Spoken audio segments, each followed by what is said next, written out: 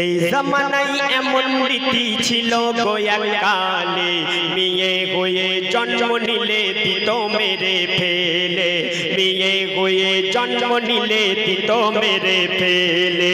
দাইয়াতুল কালবি নামে এক সাহাবী তার ঘটনা বলে, সেই ঘটনা শুনে দয়ার নবী কেঁদে ফেলে, সেই ঘটনা শুনে দয়ার নবী কেঁদে ফেলে। কি এমন ঘটনা যে দয়ার নবীও কেঁদে ফেলেছিল? বলছি শুনুন। ওই সাহাবী বলে, ও গো নবী দয়াময়, ভুল করেছি আমি বেদিন ছিলাম সেই সময়, ভুল করেছি আমি বেদিন ছিলাম সেই সময়। আমি গরিব মানুষ কাজ করিতে যেতাম বহু দূরে, আমি গরিব মানুষ কাজ করিতে যেতাম বহু দূরে। আর গর্ভবতী বিবি ছিল আমার ওই ঘরে, ও গর্ভবতী বিবি ছিল আমার ওই ঘরে। যারা আমার মতো করতো সফর, তারা একদিন আমায় দিল খবর। কি খবর? তোমার বিবির পেটে বাচ্চা ছিল, তুমি দেখে গিয়েছিলে। তোমার বিবির পেটে বাচ্চা ছিল, তুমি দেখে গিয়েছিলে। সেই বাচ্চা মারা গেছে প্রসব হওয়ার কালে, সেই বাচ্চা মারা গেছে প্রসব হওয়ার কালে। সেই সাহাবী বলছে, ওগো দয়ার নবী, আমি গরিব মানুষ, কাজের জন্য তখন বিদেশে যেতাম। আমি যখন বিদেশে যাচ্ছি দেখছি আমার বিবি গর্ভবতী। নবী গো, আমি এত খুশি অবস্থায় গিয়েছি।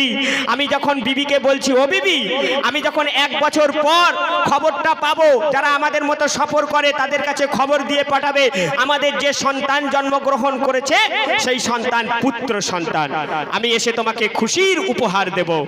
যখন আমার মতো যারা সফর করত, রোজ আমি খোঁজ নিতাম। 10 মাস 10 দিন পর একদিন হঠাৎ খবর পাচ্ছি যে দাইয়াতুল কালবি, তোমার বিবির পেটে যে বাচ্চা ছিল তোমাদের বাচ্চা, সেই বাচ্চা দুনিয়া দেখার আগে দুনিয়া ছেড়ে চলে গেছে। বলে অর্থাৎ?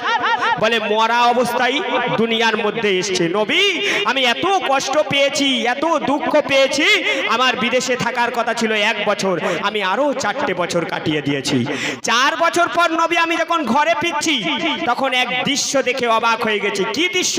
বলে শুনুন। সেই সাহাবী তখন বলছে কাঁদতে কাঁদতে নবীকে, আমি কয়েক বছর পরে যখন ঘরে এলাম ফিরে, আমি কয়েক বছর পরে যখন ঘরে এলাম ফিরে, দেখি এক চাঁদের মতো ছোট ছোট মেয়ে ঘরে আমার ঘরে, দেখি এক চাঁদের মতো ছোট ছোট মেয়ে ঘরে আমার ঘরে।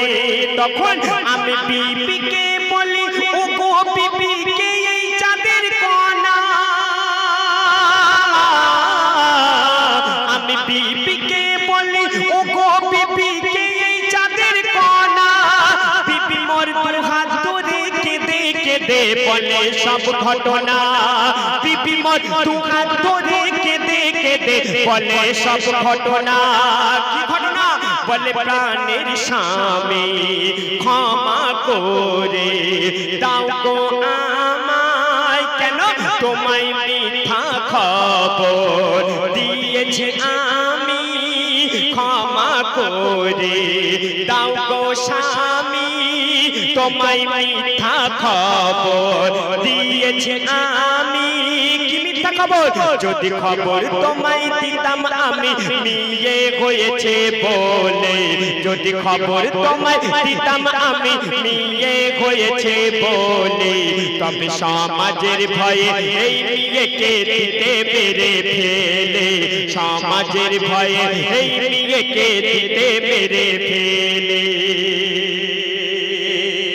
একটু রিভাবটা কমিয়ে দেবে। সাহাবী যখন ঘরে ফিরলো তখন বলছে, নবী আমার ঘরেতে একটা চাঁদের মতো ফুটফুটে 5 বছরের কন্যা সন্তান খেলা করছে। আমি বিবিকে ধরে বলছি, ও বিবি, এত সুন্দর একটা চাঁদের মতো কন্যা কার খেলাধুলা করছে? বিবি তখন কাঁদতে কাঁদতে বলছে, ওগো প্রাণের স্বামী, আমি একটা ভুল করেছি, তোমাকে একটা মিথ্যা খবর দিয়েছিলাম। কি মিথ্যা খবর?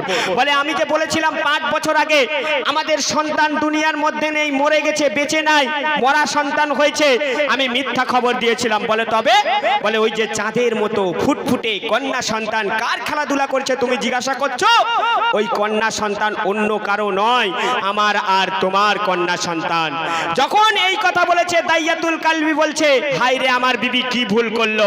আমি একটা কন্যা সন্তানকে জন্ম দিয়েছি, আমি সমাজের কাছে কি মুখ দেখাবো? না না, এই মেয়েকে আর রাখা যাবে না। তিনি তখন প্ল্যানিং করছে যে এই মেয়েকে কিভাবে মারা যায়। সেই সাহাবী তখন কি করলো বলছে, শুনুন, একটু রিভাবটা কমিয়ে দাও। বলছে, শুনুন, অতি সুন্দর কথা।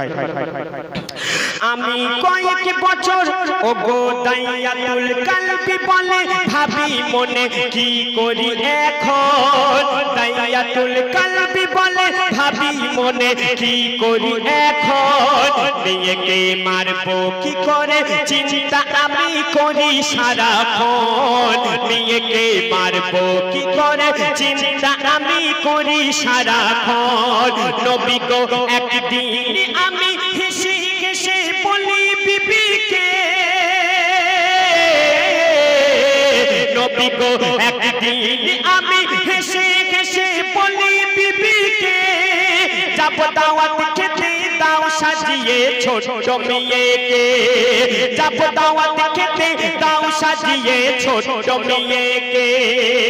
হেসে হেসে নিয়ে বলিল, চলো আব্বা জলদি চলো। আমার আঙুল ধরে যেতে যেতে ছোট মেয়ে বলে, আমার আঙুল ধরে যেতে যেতে ছোট মেয়ে বলে, রোজ বেশি চলো বসি গাছের ছায়া তলে। রোজ বেশি চলো বসি গাছের ছায়া তলে। আমি বিবিকে বললাম, বিবি, কাবার আশপাশে একটা মেলা হচ্ছে, আমার ছোট্ট মেয়েকে আজকে সাজিয়ে দেবে, মেয়েকে নিয়ে মেলা দেখতে নিয়ে যাব। মাই বেটি কি খুশি, পাপা আজকের মেলা দেখতে নিয়ে যাবে। মেয়েকে ইচ্ছাকৃতভাবে ধুধু মরু দিয়ে দুপুর বেলায় হাঁটতে হাঁটতে হাঁটতে নিয়ে যাচ্ছে। 5 বছরের বাচ্চা, আরবের বুকে কত গরম হয় আমাদের বলার বাহুল্য নেই, সবাই জানে। তো সেই গরম, এত গরম ছিল, বাচ্চা আর হাঁটতে পারছে না। বলছে, আব্বা অনেক গরম, এত রোদ আর সহ্য করতে পারছি না, আব্বা চলো কোনো গাছের ছায়া তলাতে বসি। গাছের ছায়া তলাতে মেয়েকে বসালো। মেয়ে তাও ছটফট ছটফট করছে। বলছে, ও আব্বা, গলা শুকিয়ে যাচ্ছে, একটু পানি পান করবো আব্বা, দেখো না কোথাও যদি পানি পাওয়া যায়। তখন বলছে সেই সাহাবী, নবী এত গরম, কেউ কোথাও নেই। দুপুর বেলায় আমি দেখছি পুরো সারা এলাকা ফাঁকা, সান্নাটা হয়ে গেছে। আমি তখন কি করলাম শুনুন, অতি সুন্দর কথাই। নির্জন এলাকায় দেখি সেথায় আর তো কেহ নাই। নির্জন এলাকায় দেখি সেথায় আর তো কেহ নাই। নবী গো বুক ফেটে যায় নিয়ে পানি পানি করে তড়পায়। নবী গো বুক ফেটে যায় নিয়ে পানি পানি করে তড়পায়। তখন নিয়ে গে বসিয়ে রেখে একটু দূরে যাই গো আমি চলে। নিয়ে গে বসিয়ে রেখে একটু দূরে যাই গো আমি চলে। এক কবর খুলে বলি তারে পানি পাবি ওই কবরে গেলে। এক কবর খুলে বলি তারে পানি পাবি ওই কবরে গেলে।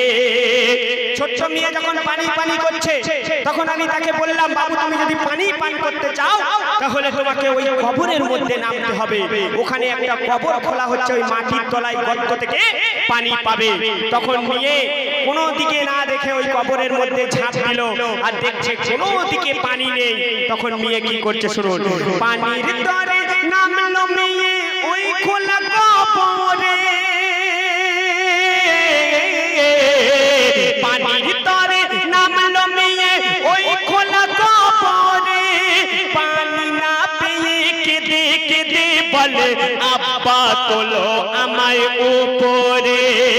পানি না পেয়ে কেঁদে কেঁদে বলে, বলে আব্বা তোলো আমায় উপরে।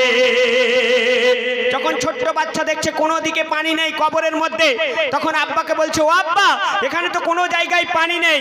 তখন বাবা আব্বা কি করছে জানেন? আস্তে আস্তে মাটি ফেলছে তার গায়ের উপর।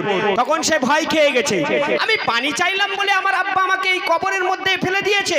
তখন কাঁদতে কাঁদতে বলছে, ও আব্বা আমি জীবনে পানি চাইবো না আব্বা, তুমি আমাকে আমার আম্মার কাছে নিয়ে চলো, আমি উপরে উঠতে চাই।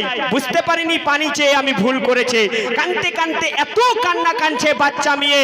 তখন সেই সাহাবী কাঁদতে কাঁদতে নবীকে বলছে, ও নবী আমি সেই মেয়ের চেহারা আজও ভুলতে পারিনি। আমার মেয়ে আমার কাছে কাকুতি মিনতি করেছে, আব্বা আমি আর পানি চাই না, আমাকে উপরে তোলো, আমি আম্মার কাছে যেতে চাই। আমি শুনিনি নবী কি করেছিলাম। নবী গো আমি ভুলতে পারি না সেই কথা সেই ঘটনা, নবী গো আমি ভুলতে পারি না সেই কথা সেই ঘটনা। আমি ওই কবর যখন দিলাম চাপা ধুলা বালি ফেলে, আমি ওই কবর যখন দিলাম চাপা ধুলা বালি ফেলে, তখনও ডাকছে আমার ছোট মেয়ে আব্বা আব্বা বলে, তখনও ডাকছে আমার ছোট মেয়ে আব্বা আব্বা বলে। এই জামানায় এমন নীতি ছিল গো এককালে, মেয়ে হয়ে জন্ম নিলে দিত মেরে ফেলে, মেয়ে হয়ে জন্ম নিলে দিত মেরে ফেলে।